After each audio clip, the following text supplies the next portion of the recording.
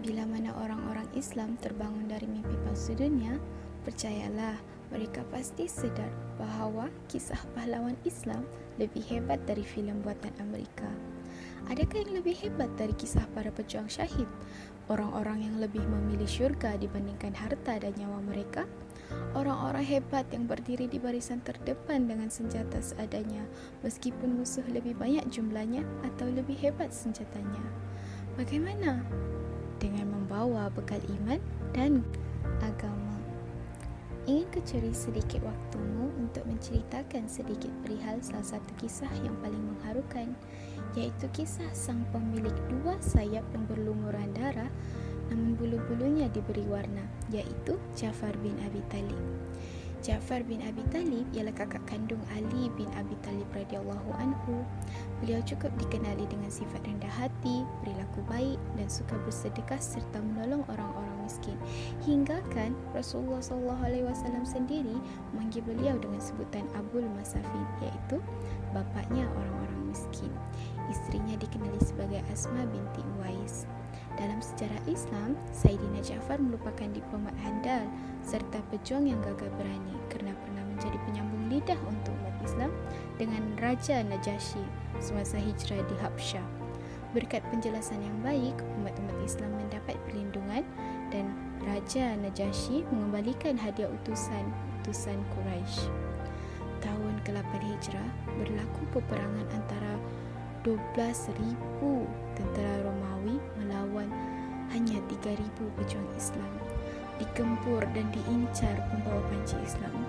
Komandan Islam Zaid bin Harithah tersungkur jatuh dan tewas hingga tak tertolong.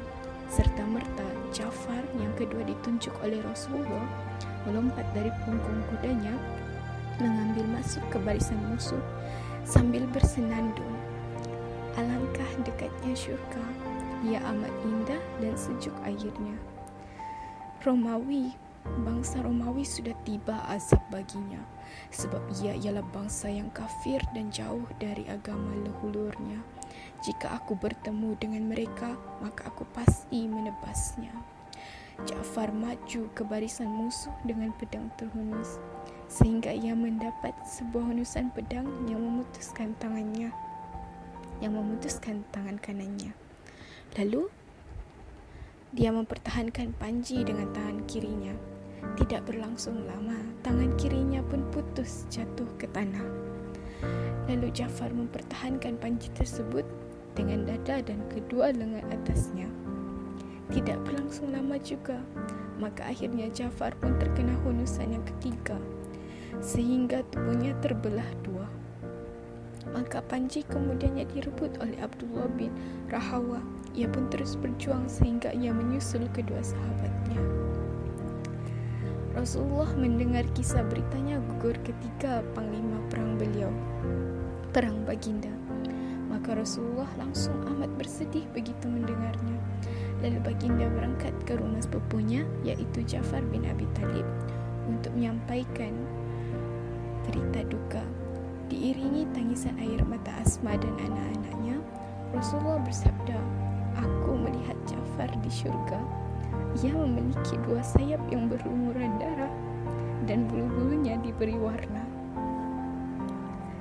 Sulit untuk menggambarkan kehebatan seorang Ja'far bin Abi Talib menggunakan kata-kata.